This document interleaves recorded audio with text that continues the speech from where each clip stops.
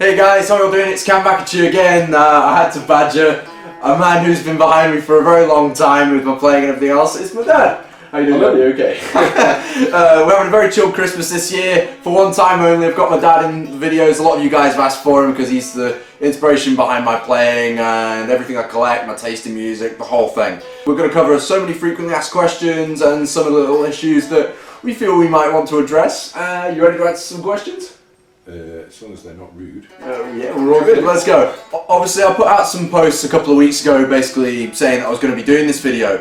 And a lot of questions came in, and I'm going to be compiling together a lot of questions I've been asked in the past that I'd also include in this video. And my dad is a fountain of knowledge on all levels when it comes to guitar purchasing, histories of companies, products, bargain hunting, just all sorts of things that you guys might find really useful, so I thought I'd get him on here.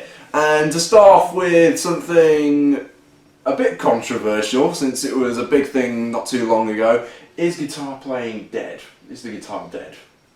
Do you think? That's quite a direct question to start with. I think you got this from Pixie Links, or should I say Steve from Bossett. It did come from him, yeah. You know, I think if I picked that up earlier in the year that he put something out that he'd read that guitar was dying because guitar sales are declining or something like that. And I actually don't necessarily agree. I think one thing that people conveniently seem to forget with their rose-tinted glasses about how good old guitars are is I started playing, I don't know, when I was, about 13, something like that. And as was the case with everybody my age, you had nothing to choose from. 99.9% of all the guitars in the market were utter shit. So the thing is that most people used to start off with absolute trash, and everyone aspired to own realistically two types of guitar. It was either a Fender Strat or a Gibson of some description, usually a Gibson Les Paul.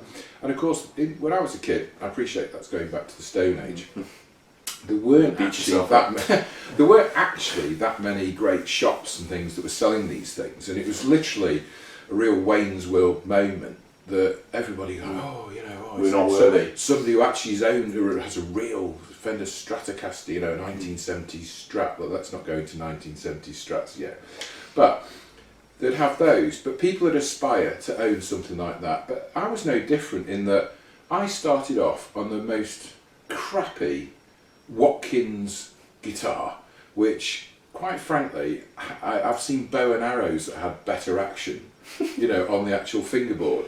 But I loved it because some kid basically who was trying to make an idiot out of me and sell me this piece of shit guitar, was playing Teenage Kicks by the Undertones on it. And as soon as I heard all the distortion through what was probably a totally illegally wired amp, I thought, this is really cool. This is ace. I want an electric guitar. So I convinced my parents to buy this complete piece of crap.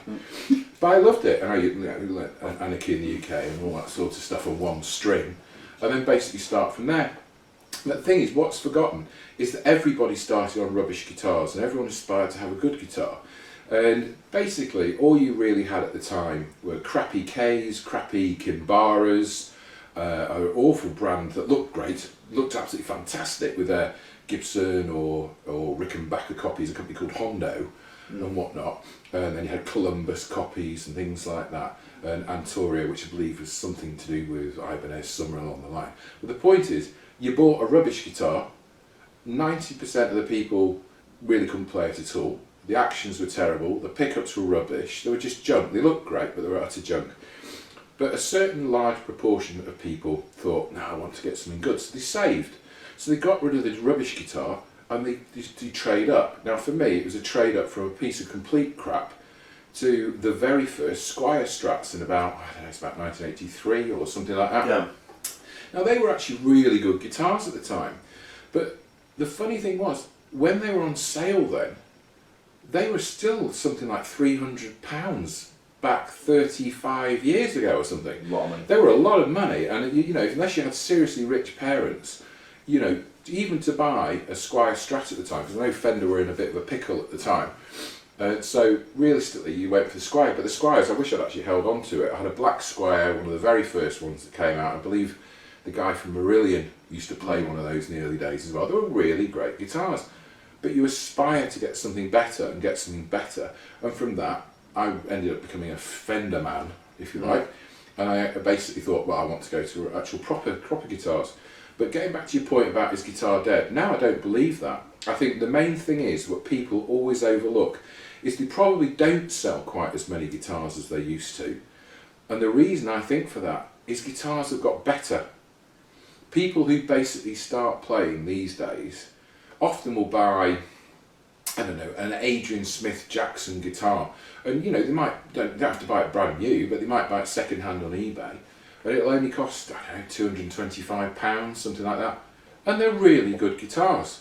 And because it's so good, they don't want to sell it on. Exactly. You know, you don't actually have to. You can, you know, okay, the pickups might not be bare knuckle pickups, or they might not be EVH Wolfgang pickups in them, but they're actually made on the same CNC type, you know, carved on the same CNC routing machines. They're covered in paint.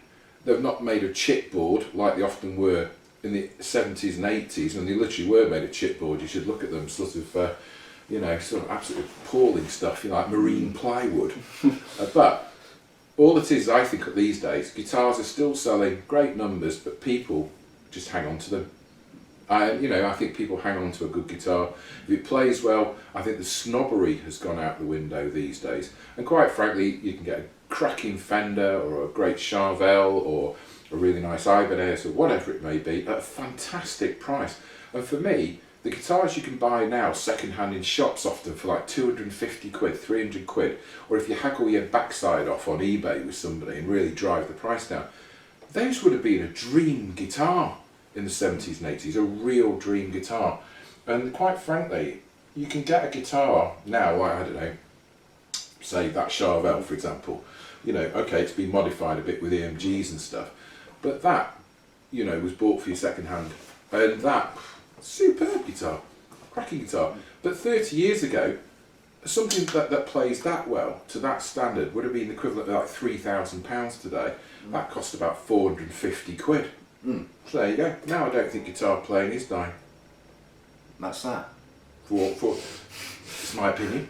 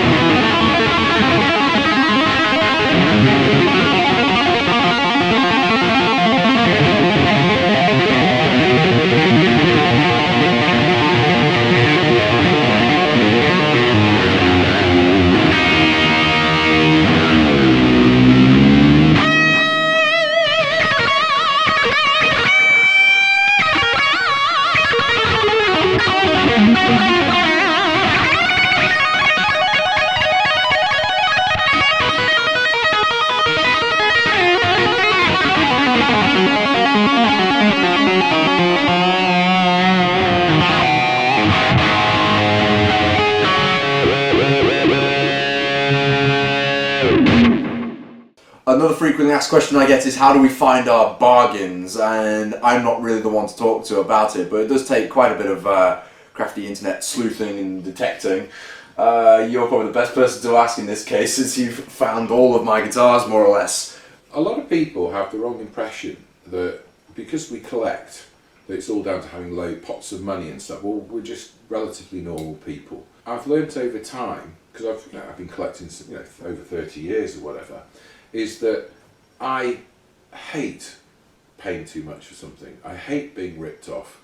You know, I am pathologically motivated at wanting to get an actual bargain and my pound of flesh. So I think the thing is a lot of people do not realise, or they're not dedicated enough to get a bargain. The simple fact is we probably spend only the equivalent per year on guitars. I mean, you work, obviously I work, but we only probably spend the equivalent of what a 20-a-day smoker does in a year. That's probably what we spend. And my dad would know. Oh, I used to smoke. That's absolutely true. I actually gave up 2 years ago. But, and in fact, the amount of money, believe it or not, in 2 years I've saved from not smoking is just under £6,000 from not smoking. Now that buys an awful lot of second-hand guitars. It's 2 Guthries. And sometimes, yeah, absolutely, it's 2 Guthrie Government guitars. It's about haggling. That's simple. Yes, we buy certain guitars brand new because if you don't get that particular guitar and save for it, like for example the super stock guitars, which you've done little bits of playing on, that like the Sunset Orange Flake or the Silver Flake, things like that. There aren't many. I think the Sunset Orange Flake, there were only 17 coming into the UK. If you didn't buy it, you weren't going to get it. It's as simple as that. So things like that, yes, you save, you buy new. But with that one, we got rid of another Charvel that we bought second-hand, one of the wild cards, to then trade up and get the Sunset Orange Flake. So sometimes we have also the one comes in, one goes out sort of philosophy as well. The thing about bargains is what I've learned over time is that, for example, eBay is one of the best ones. eBay and Gumtree is the main place that I tend to sort of buy second-hand.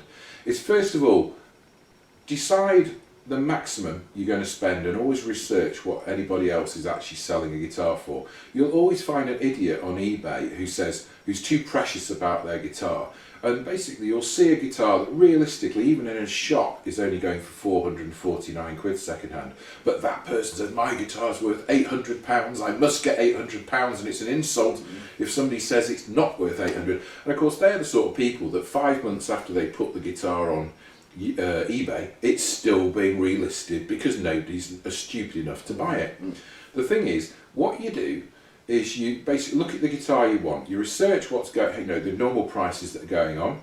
Then what I often will do is I will contact that person direct, having researched how much a guitar should be, and then I'll say, look mate, you got it up for 449, this EVH Van Halen guitar second hand or something, well actually I saw one the other day going in a shop for 399 quid and they've put a margin on because they're a shop, so I'll tell you what mate, I'll give you 325 quid for it cash and I'll basically come and get it. And then sometimes they'll just tell you to piss off. But there are other times where it just takes enough people to turn around and go, yeah alright mate, I'm desperate and big bills come in, alright mate.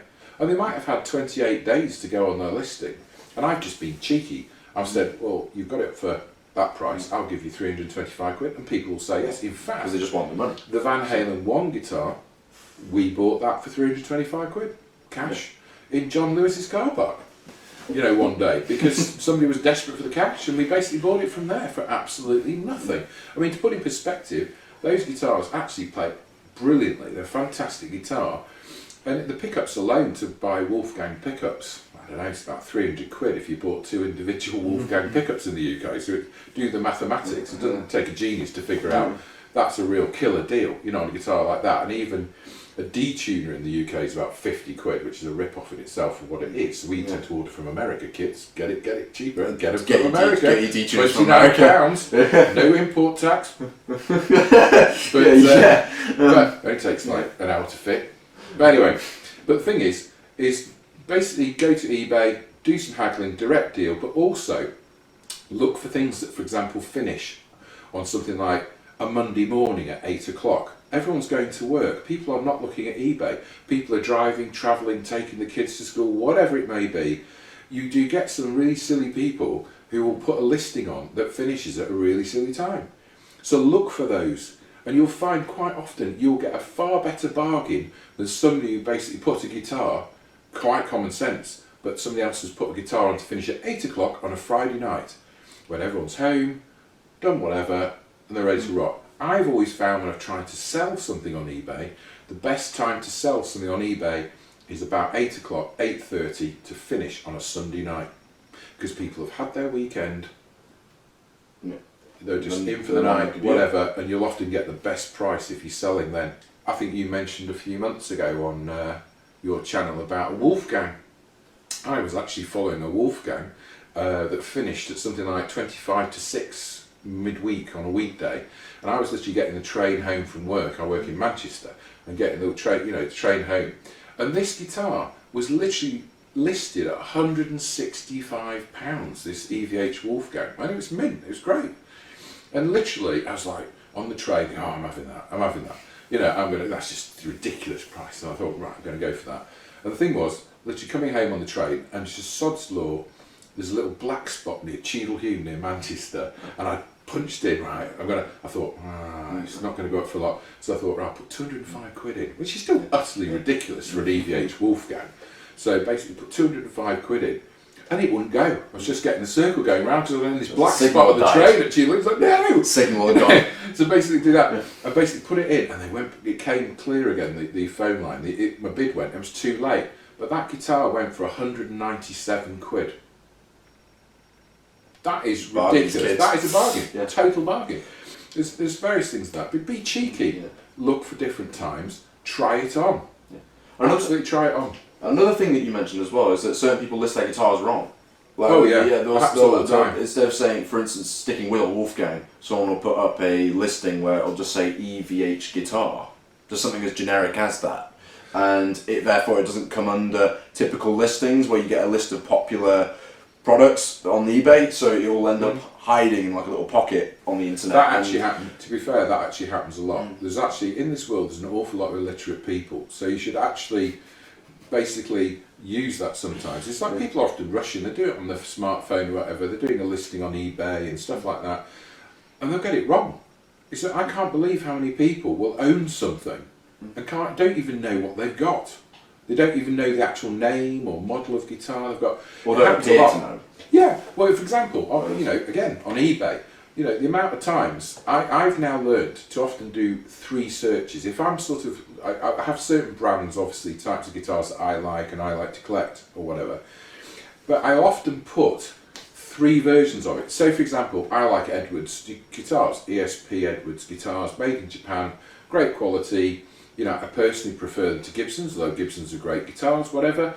But the Gibsons are not on for me. I just find Edwards have got a bit more mojo, and I think they're really cool guitars. But if you just put in Edwards guitar on eBay, you'll get one little list, and most of them seem to be in Japan.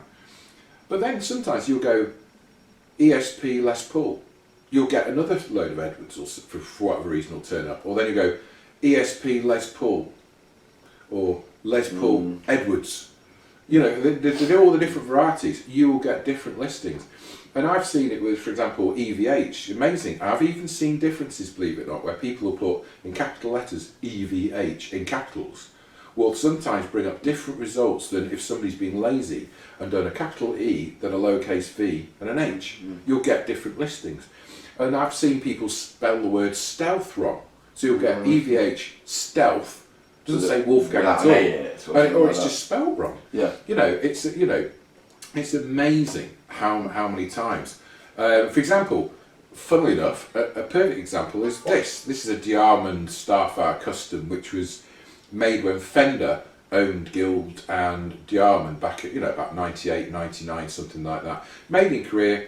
Really, I don't know, I think they're fantastic guitars for the money. They're really, really well built. They didn't make them for very long, and I think possibly they were so good they actually affected sales of US made Guilds, but they are really cool, and we like this because it's got the clean sounds on these USA Diamond pickups are really good. But the example here is that amazing, even Diamond, they might not be other people's bag, other people might hate Diamonds, that's fine. But the point is, I often will see that somebody will actually spell Diamond wrong. Where it's actually D-E, almond, okay? But I've seen people go D-double-E, almond. Well, it's D-almond, it sounds like a hairdresser. Who's D-almond? Well, the whole point is, the eBay won't recognise that. Nobody lists it. Then you'll find it'll go for absolutely bugger all on eBay, which is great. And those are the sort of mistakes and things. Once you've been haggling a bit and searching for bargains, you'll find them.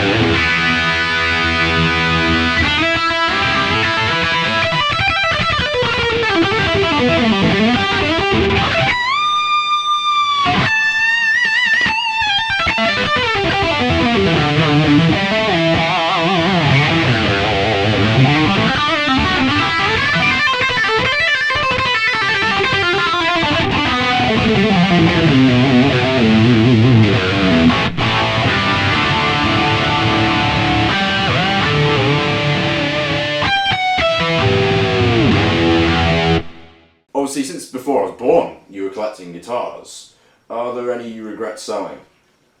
Loads. What I've certainly learnt over the years is that unless you're literally, the bailiffs are at the door trying to, kick you out of your house, never get rid of a guitar unless you really hate it. It's always fight to get rid of that. Get rid of the dog, get rid of your DVDs, but don't get rid of your guitars, because you will regret it. If it was a nice guitar, you'll regret getting rid of it. I mean, over the years, I've had a few, I'm no different than anyone else, I've had a few dogs in my time. I mean, the worst guitar I ever owned was very similar looking to this, actually, but it was an Epiphone. I bought it I had some crazy idea to buy an Epiphone in semi-acoustic in 1987, which was the worst copy of an Epiphone Casino I've ever known. It just went out of tune all the time, didn't hold any tune, worst pickups, it was just complete junk. In fact, the sad thing is, it's probably put me off Epiphone for the rest of my life, but there you go.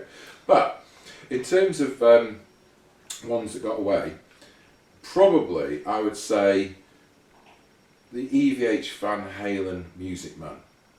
Oh yeah, you had that in pink as a recording. Yeah, it was in rose pink, and apparently they only made about 200 of those. I mean, said that, I mean, I got it second hand at a good price, well, I don't know, about best part of 25 years ago. And it was a really, really nice guitar, but having said that, I also owned the very first Music Man Axis to come to the UK. In fact, I saw it in Guitarist magazine. It was reviewed in there. It was a fantastic sort of amber, see-through amber one. And I actually saw it in Guitarist magazine. And you fall in love with something, you see something, you think, oh God, I've got to have that guitar. And of course, in those days, you didn't actually have the internet. How sad is that? You didn't actually have the internet. So literally, I rang up Guitarist magazine, Future Publishing, or what they're called. And then basically, they got referred to their distributor, who then said, oh yeah, we're getting the guitar back off Guitar, go to Guitarist magazine, but we can't sell it to you. You basically have to get it from one of our Music Man shop that sells Music Man. Yeah. And so anyway, I actually managed to track the guitar down and ended up having to drive all the way to Cambridgeshire, to Peterborough, to actually buy this from a shop. To us Brits, that's a long way. That's for any Americans way, watching, for Americans, 200 miles is going down the shops. Yeah. But for us Brits, that's to the end of the world and back. Well, Cambridge is quite a long way. The roads were really bad there. But anyway, but no, I had to get that then. But the funny thing is, what I noticed is at that point then I had a Van Halen Music Man and I had an Music Man Axis. And so I think the first Axis that came in, Axes, or what they would call them, they basically, I think they pulled all the stops out because they had fantastic, almost PRS quality tops. Yeah. So, I mean, mine looked like, I don't know if you like an Aero chocolate bar, or, I don't know if everyone knows that. Yeah, you might lost in looking at it. But it was the most fantastic top, superb quality, awesome bird's eye and whatnot. But the one thing I found was that Axis was a lot better than the EVH Music Man. A lot of EVH Music Man, I don't actually think the Axis put right a lot of things that were wrong with the Music Man EVH. For example, the Music Man EVH, although I'm not wanting to offend anybody, worth an awful lot of money. So yes, I really regret getting rid of it, because that particular guitar is probably worth about £3,000 now, because it was rose pink as well, which is a very rare colour. But the top was rubbish. It wasn't figured at all. It was just, it was just basically a maple top with nothing in particular.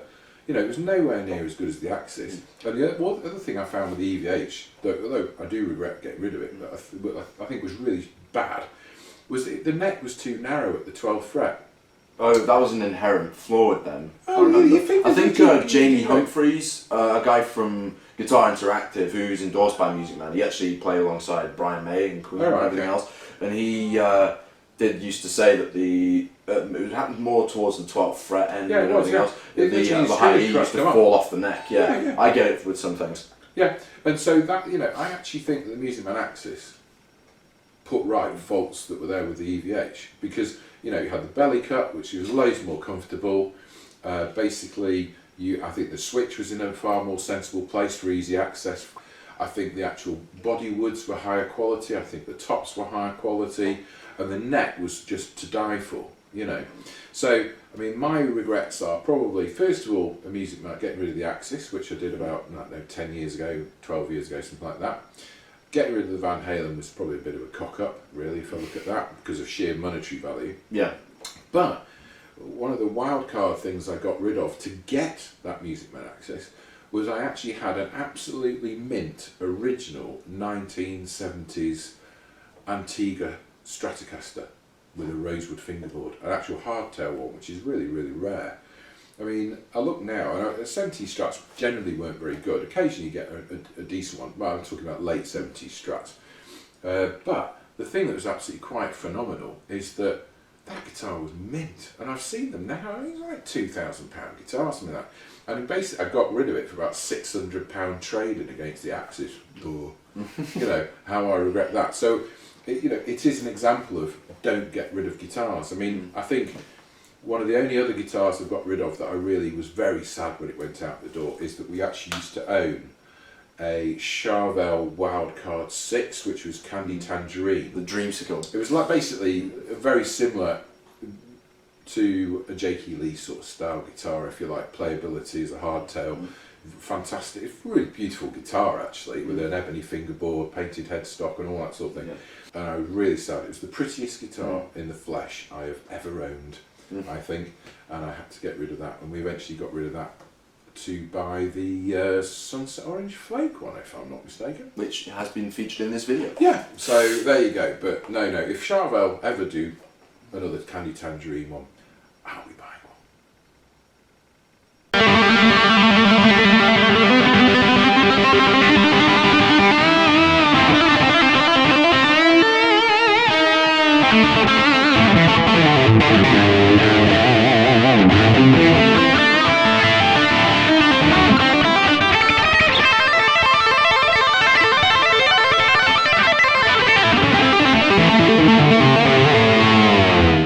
Got an awesome question here from Benjamin Forster, and he says, as a father, I'm looking to inspire my own kids to pick up an instrument, preferably a guitar, like their dad, and experience the joy of music. In what ways did your father inspire and motivate you?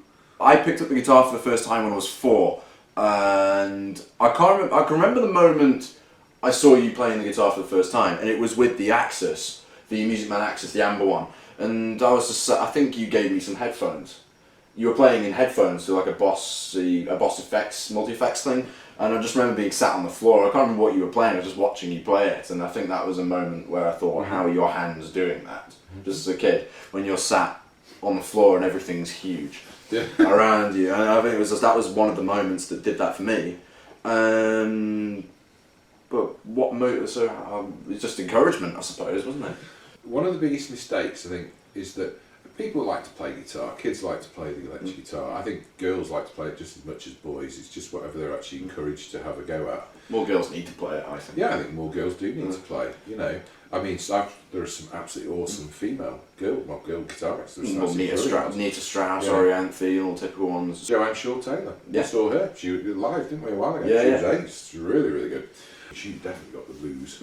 Now, I always think the thing is, the biggest mistake is when a kid starts off, is that the parents think, oh well, what if the kid doesn't like it? Let's not risk spending a lot of money, because the kid might not like doing it, and then we'll have to get rid of it. The best thing I learned is to encourage a kid is don't buy a ridiculously cheap guitar, because they're crap. And because they're crap, they don't play very well, they're not built very well. The actual fingerboard and strings, like for new people learning to play, to actually literally to properly get a decent setup, the whole point is you're supposed to spark their imagination and get them going on something.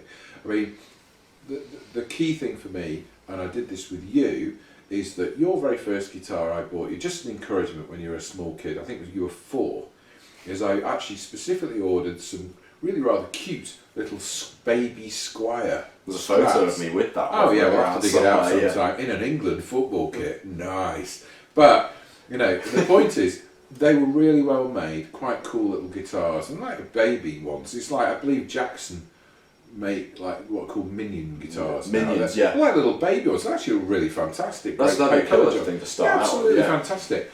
For a kid to start in neon colours. Yeah, brilliant. Well, we like neon colours. But I think the thing is don't get something too cheap, because it's a false economy. What you're better doing is buying a better guitar that, okay, fair dues, if the kid doesn't like it, you'll pretty much get your money back, in regards to that. If you buy a really good second-hand guitar, you'll definitely get your money back, if the kid went off it.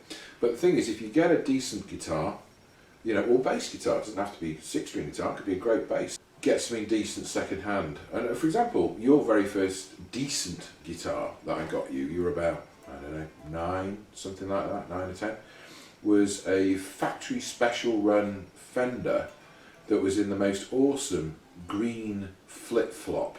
Yes. Flake flip-flop. Flip-flop. Oh God, I wish they Fender should make one of those as a higher spec one. It was basically a standard Mexican Strat, but it had the obviously with this flake finish on it, it would change colour in the light. And at face value, it looked green, like a green flake, but if you flipped it into the light, it turned into an almost TVR blue-purple look. And often it'd be all 3 colours at once, depending on which light you were in. It was just the most amazing guitar. And Spaghetti logo. It was just. It was really, really nice. I wish I still had that. Well, actually, I've actually noticed the other day there is actually a cheap film footage of you doing Thunderstruck with just a pair of shorts on. Actually playing that guitar. Oh God! Doing your best on Thunderstruck. We'll have to dig that out and put it on our channel. I'll twist my arm. It goes on it. Yeah, because it's really cool, a really good thing. But so there you go. Yeah. It's always, you know, try get the best you can. You know, if they don't click with it, fine. But also, don't take your kid to a boring, dreary teacher. Try and find somebody who's going to teach guitar who actually plays electric guitar. I always find that people who teach acoustic guitar tend to be more boring in the way that they tend to do it, and it doesn't motivate the kid. Electric guitar, 6-string, acoustic guitar, I think are completely different. A kid that can come away from their first lesson, doesn't matter if they're playing Anarchy in the UK on 1 string, they're playing something, they're into it, they're associating with something, you know, straight away. There you go. And so many people start off on the whole nursery rhyme thing, which I find kind of ridiculous, where they'll play. It'd be like, right, now you're playing 3 Blind Mice or whatever, which is ridiculous. Whereas people actually who picked up the guitar want to play what excites them the most. So you've got Crazy Train, yeah. something like yeah, that. so you've got to start them off with what excites them the most. And if you chuck them in at the deep end, they'll probably find that they've learned a lot more than they realise they have. Absolutely. For instance, if you're learning a riff like Crazy Train, you're using your little finger, and especially if it's a little kid with smaller hands, you're training them to get the most out of their hands. You're giving them transferable skills right from the get-go. So that's a good way of beginning. If you don't excite a kid, they'll switch off. Yeah, to play anything that means you don't put down the guitar. Yeah. Anything to not put down the guitar is the best tip there. But also, parents starting kids off have to understand that kids will go off it occasionally. Then they'll come back to it. You probably don't remember so much now, but there were times when you nearly gave up completely. Mm-hmm. Where you just, particularly, you know, probably early teenage, where I think you just got bored because you didn't progress any further. I needed that breakthrough moment, and I know what the breakthrough moment was. Getting the Big Apple Strat. Yeah. Without a shadow of a doubt. Yeah. Getting the Big Apple. Strat. Yeah. Was where you took off as a guitar player. And also musical influences as well, because obviously you're the main source of my musical inspiration anyway. Well, I started off with, my first song was Halen's Bad Place to Be by AC/DC. Not far behind that is ZZ Top and all of the songs like My Head's in Mississippi, which gave me a load of skills as well. But you learn everything under the umbrella of one artist. Yeah. So it went from AC/DC, then Van Halen came about. I can't remember what I heard first, but Van Halen came about, and then I learned everything really under the umbrella of Van Halen. So it was... you had Van Halen, then a bit of Zakk Wylde, and obviously Ozzy Osbourne's guitarist have played a huge part in my playing anyway. And then Satchel, really. Yeah, and Satchel's never really died away in my playing, and he's always been the ace up my sleeve. You found it easier to play Satchel because you'd come from learning Van Halen, which, let's face it, where did he come from? Yeah. So you'd learn all Van Halen, and you were playing things like Eruption and all things like that when you were about 12.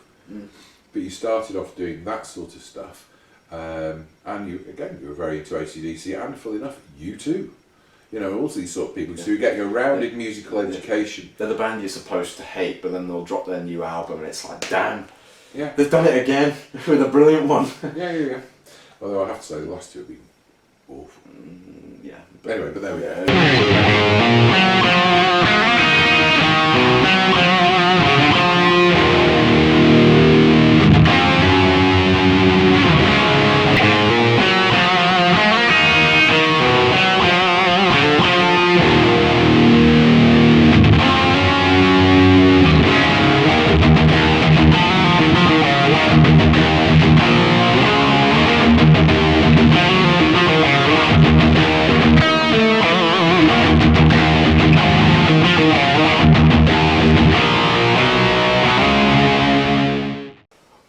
player or are you a collector?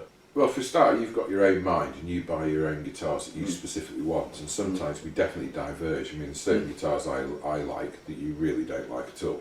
So, Yeah.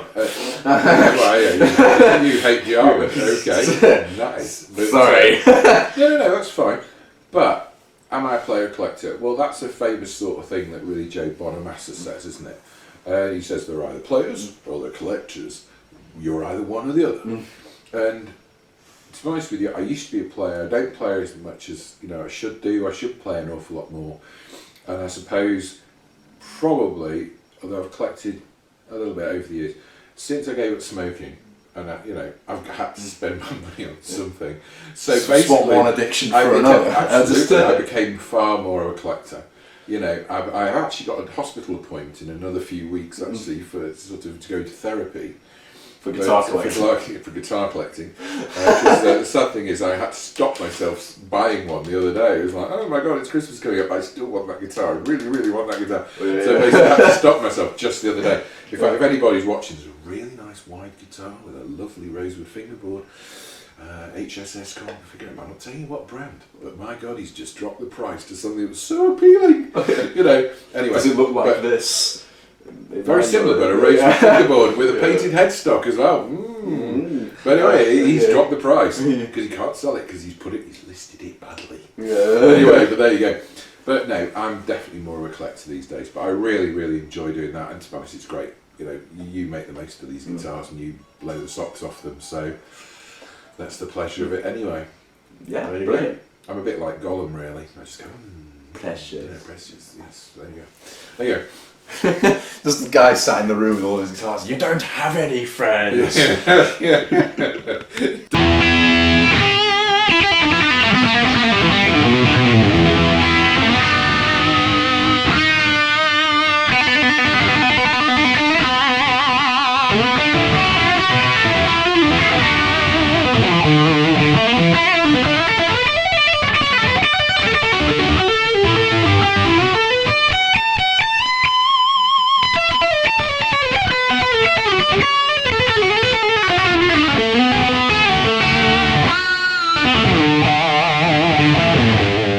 Does your dad get mistaken for David Gilmore often? Are we talking about my face or my gut? Either, and no. No, not really. What is your dream or fantasy gear setup? We talk about back then or now? I'd just be quite happy with a Fender Telecaster Baja through a Fender Hot Rod DeVille with a Electro Harmonics Turnip Greens pedal. There you go. Sweet.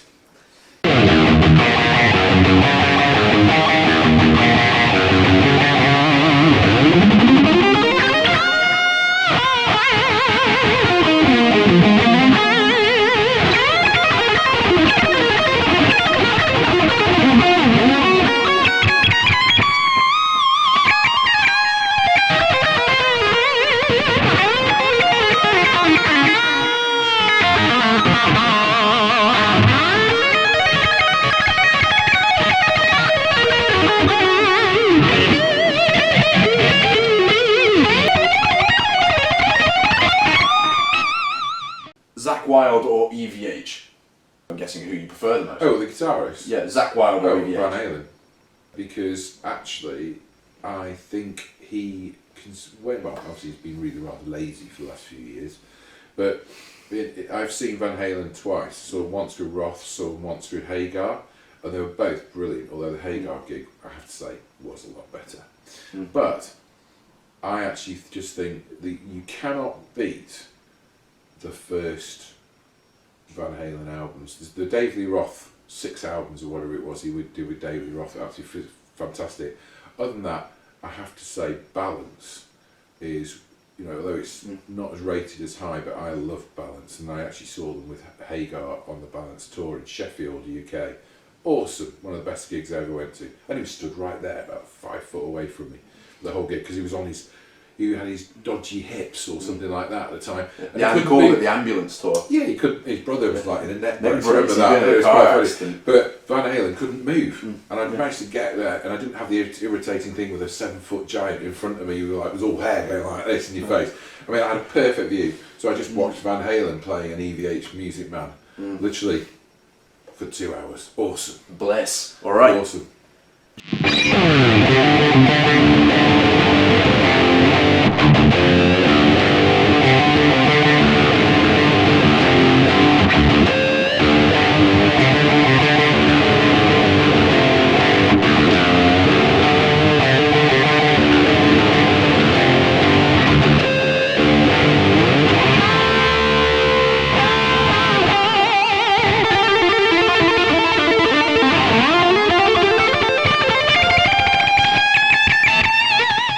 Jakey Lee versus Randy Rhoads, that's the question for the both of you, and that's Nathan Murphy. For me, don't know if you'd agree, Jake is the person who inspired me the most as a guitarist, but Randy, without doubt, is the better player. Would you agree? I actually think, well, actually, That's for me. The funny thing is, my favourite album of all time is actually Diary of a Madman. Believe it or not, it is actually fair choice. Yeah. For whatever reason, it is my favourite album of all time. But I think the thing is that if the Blizzard of Oz album had been recorded better to the same standard as Diary of a Madman, I just think Randy Rhoads would just be even higher than he is now. But Jakey Lee, it was dead exciting. You know, when Bark at the Moon came out, absolutely awesome album, and I think Van Halen there. Ozzy Osbourne was actually at his peak on the Bark at the Moon tour, personally. I mean, yeah, he might have played bigger places or done whatever he did, you know, on the No More Tears tour and things like that. Funny enough, the best gig I've ever been to in my entire life was actually Ozzy Osbourne at Donington in 1984. And he had no lights, no anything like that, and he was literally third on the bill. But the thing, what about this for a lineup? You had Gary Moore, then you had Ozzy Osbourne on the Bark at the Moon tour playing all the classics, then Van Halen with David Lee Roth, and top of the bill was AC/DC. I'd challenge anyone to find a better bill than that in that, you know, for a day. Awesome. Excellent.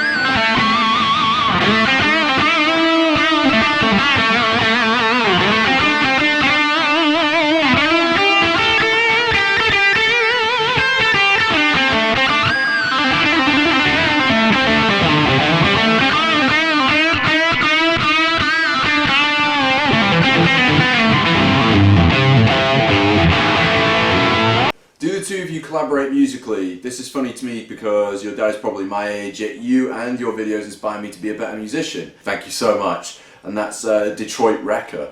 But do the two of us collaborate musically? And, well, yes. Yes. I think without a doubt. I think it's more, I mean, obviously I'm not to your standard of playing, I mean, let's be honest about it, but we often collaborate on the writing of the original tracks. That's the thing, is that we do, you know, there's quite a lot of interaction in the writing. You get the next change out of me, if that makes sense. I'll have the first idea, and then to progress it and put shine on it, you'll tell me what you can hear in your head. Yeah. Sometimes I'll get stuck in a rut where I want to progress forward, but then it's getting it out of me and you do that. Yeah, I think what it is, if that makes sense. You know, you sometimes will spit out so many good ideas that you have the annoying habit, Cameron, of forgetting what you just played. That's true. I play and I don't think. Yeah, no, but that can be quite just subconscious stuff. And the thing is, it's me go, it's that bit, play that bit again. And you go, what bit? That bit. We end up arguing all the time. But the thing is, we do collaborate quite a lot on the writing of originals, and there's an awful lot of originals in the can. I think we're starting a band soon. All we need is a really good singer.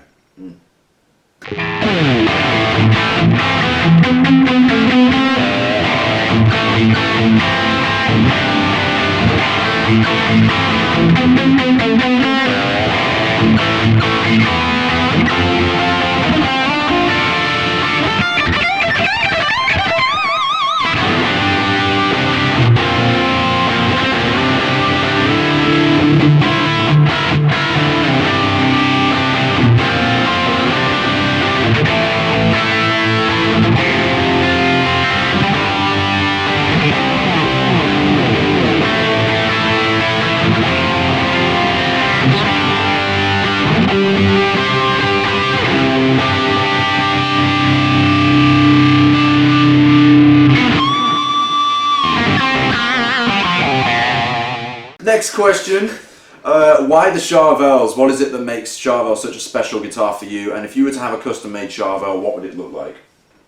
Well, for me personally, they are my dream guitar in a lot of respects. They include all the things that you couldn't get when I was a kid. So when I was 16, 17, 18, 19, something like that, everybody used to watch things like, you know, Jake Lee or, you know, other top guitarists, if you like, of their time, even Richie Sambora, people like that, who were playing these souped up, super high-tech sort of guitars that appeared at the time with Floyd Roses. I mean, at the end of the day, even back then, everyone was playing these, you know, all we could get was like these awful knockoff versions of Floyd Roses which wouldn't stay in tune, or crappy Carlas and stuff like that.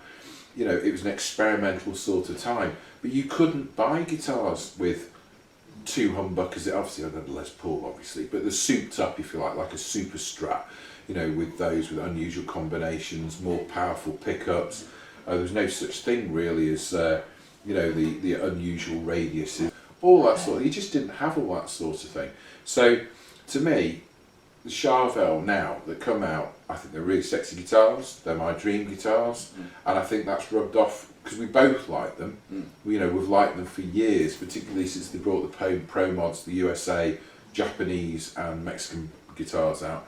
We love them. So at the end of the day, that's the sort of model that really attracts us. If you were to have a custom-made Charvel, what would it look like? For me, I'd have HSH, just for diversity and basically as much tonal access as I can. There'd probably be Seymour Duncans. Probably, I'd love to have a caramelised maple neck. I don't know whether to go for a paint job or to have it completely natural. If I was to have a paint job, it would probably be flake, or probably purple flake or something wild, and it'll have Floyd Rose, volume, tone. That's about it. I don't think I missed anything. Basically, purple flake, caramelised maple, and that's it. Cool. What would you have? Ooh, seafoam green heavy relic with Floyd Rose EVH Wolfgang pickups. It would have a painted headstock, but it'd be a reverse headstock as well. It'd have A reverse headstock. Fancy. With an ebony fingerboard and a nice flame maple neck. Sweet. But with a 6-pack of sound, actually, because I have to say, 6-pack of sound has made a huge difference.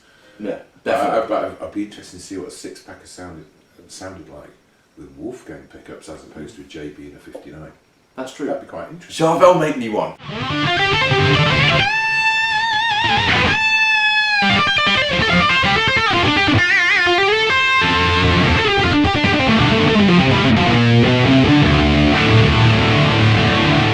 I get a lot of setup questions, I have to admit, and one of them is, what are your tips for someone who's never owned a double locking guitar? Is it really hard to restring that type of guitar? No. No. They're really quite easy. You see that a lot, that people get the knickers in a twist over having a double locking guitar. It's actually dead easy. It just takes a bit of practice. You know, in fact, in a lot of respects, actually having the locking headstock, if you actually do it in the right way and having the bar at the headstock, means it's stringing sometimes can be done faster than sometimes you could actually do with like conventional sort of guitar. Yeah. I can never understand why people get in a pickle over it.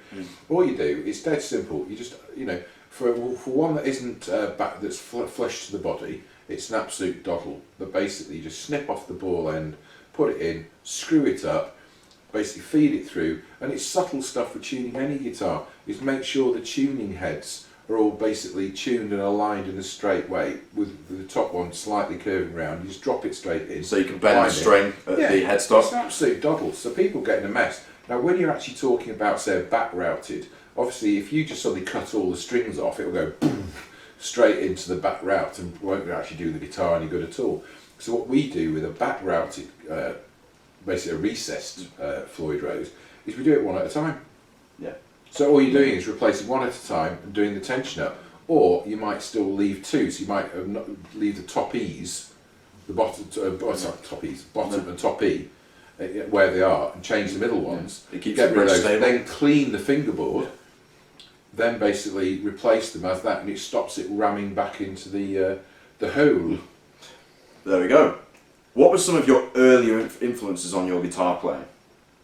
Richie Blackmore, without a shadow of a doubt. Deep Purple, Rainbow, the Dio era, Rainbow.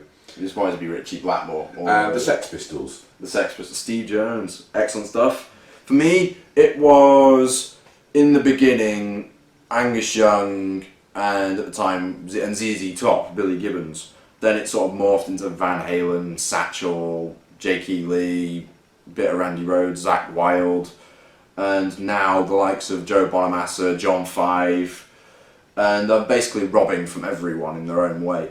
It's pretty much what I'm doing. I'm literally just sucking up loads and loads of stuff. And also I'm dabbling on the progressive side at the minute as well. The likes of Angel, Vivaldi, Pliny, and that kind of thing. I'm yet to show you Pliny, it's going to blow your mind. This is a funny question. I want to know the moment Dad knew you were a shred master. It was probably, we were in Rich Tone Music in Sheffield in about, I think it was about 3 or 4 years ago. And, you know, it's a really good shop, it's a really good shop in Sheffield. And we bought a few guitars from there, and they're quite a good, well, Charvel dealer, but they sell all sorts of stuff. It's really good, great for second hand too. Yeah. But you always know your son is a shred master when he stops the shop and everybody stares at him. And then you get this funny situation where, for some extraordinary reason, in a large shop, these people always find a reason to walk past the booth he's in. Oh, yeah. Then at that point, you know you're onto something. Yeah. That you can stop the shop. One thing I'll tell you guys, I went on holiday to Scotland in summer, and 10 minutes after getting off the train in Edinburgh, Waverley, I got recognised by a subscriber who's actually in the Edinburgh Tattoo Marine Band, which was a fun thing.